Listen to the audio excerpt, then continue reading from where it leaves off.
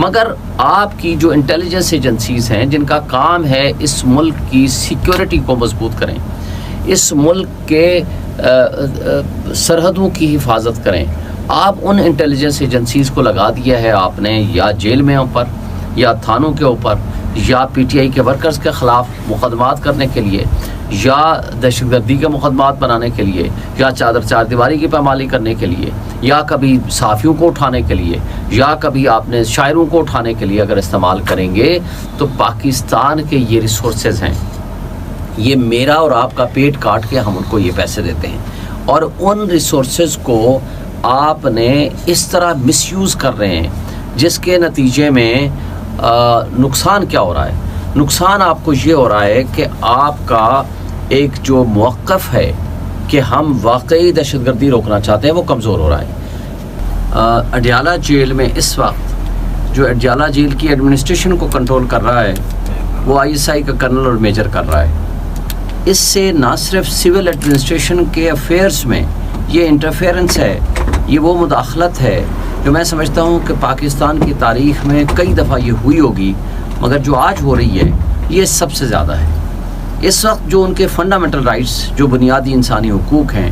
वो मुअत्तल हुए हैं। वो उसकी वाहिद वजह और मेन वजह, वाहिद तो मैं वजह नहीं कहूँगा, मेन वजह वो हमारी इंटेलिजेंस एजेंसीज़ की इंटरफेरेंस है। इस वक्त आपने देखा है पंजाब हुकूमत हो, हमारी इंटेलिजेंस एजेंसीज़ हों या फेडरल गवर्नमेंट हो, ये सारे के सारे मिली भगत करते हुए बदनीयती पे मबनी इमरान खान और पीटीआई के ख़िलाफ़ साजिशें करने में मसरूफ़ हैं। बदकिस्मती की बात यह है कि आप सहाफ़ी और हम वकील, जब हम अडयाला जेल किसी भी हवाले से अपनी प्रोफेशनल ड्यूटी करने जाते हैं, खा वो ट्रायल हो खा वो इमरान खान साहब से मुलाकात हो, तो हमारी गाड़ियाँ 1.5 किलोमीटर पहले रोक दी जाती हैं। इस सिलसिले में मैंने चैलेंज कर रखा है एक रिट पटिशन के ज़रिए, जो कि अगले हफ्ते में 2/7 को फिक्स है जस्टिस समन रिफत साहिबा के पास। अब जो ये कुछ हो रहा है जिसको मैंने अभी चैलेंज किया है, इमरान खान साहब ने इसको ऑलरेडी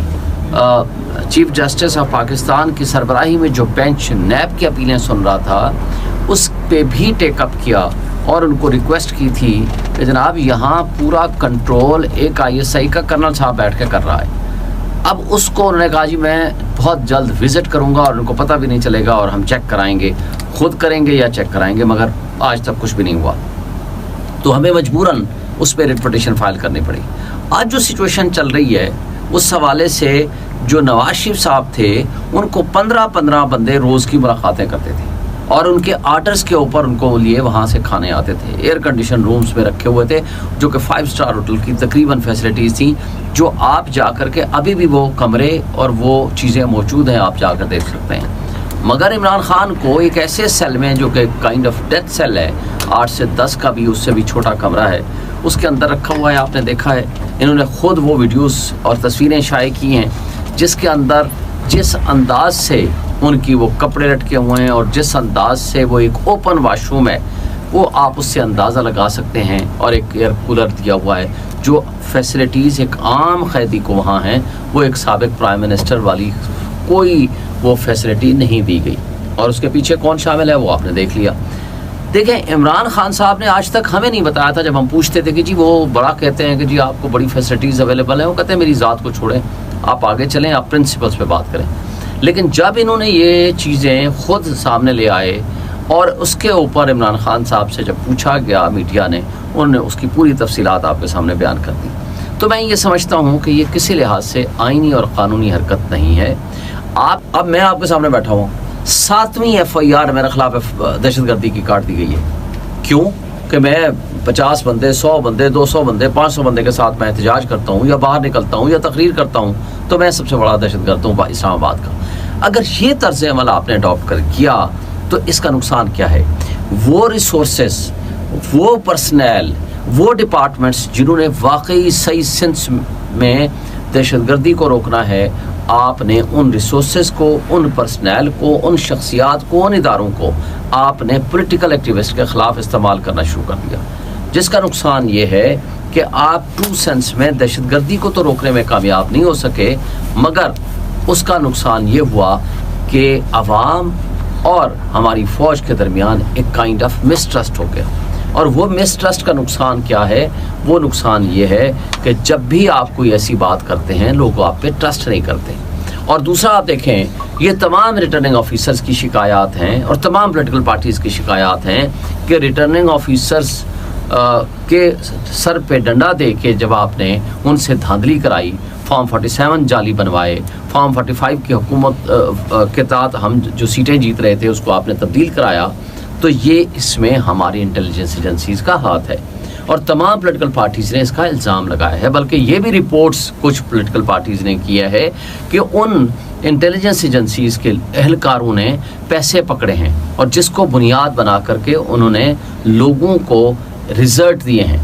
तो इस तरीके से जब आप मिसट्रस्ट क्रिएट करेंगे तो ना कोई ऑपरेशन कामयाब हो सकता है, ना कोई आपकी स्कीम कामयाब हो सकती है, क्योंकि रियासती इदारों और अवाम के दरमियान जब तक ट्रस्ट का रिश्ता नहीं होगा, जब तक आप अपने लोगों के ख़िलाफ़ इस तरह की गैर आइनी और गैर क़ानूनी हरकतें नहीं छोड़ेंगे, जब तक आप जजेस को प्रेशराइज करके इमरान खान के ख़िलाफ़ फ़ैसले लेना बंद नहीं करेंगे, जब तक आप जजेस के बेडरूम्स में कैमरे लगाना बंद नहीं करेंगे, जब तक आप जजेस के खिलाफ उनसे फ़ैसले लेने के लिए उनके रिश्तेदारों को उठाना बंद नहीं करेंगे,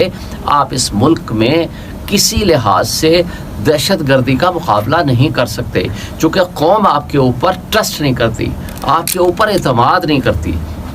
जिसकी वजह से आपने देखा है कि हमारा आइन मुअत्तल हो चुका है, कानून की हुक्मरानी सिर्फ एक ख्वाब बन के रह गई है और निज़ाम इंसाफ सिर्फ करप्ट लोगों को बेनिफिट कर रहा है, और जो ट्रू सेंस में ऑनेस्ट लीडरशिप है उनके ख़िलाफ़ आप जाली मुकदमात बनाए जा रहे हैं और जमहूरियत एक तमाशा, ढोंग और ड्रामा बन के रह गया है। आप देखें, मुझे बताएं, आज आपके सामने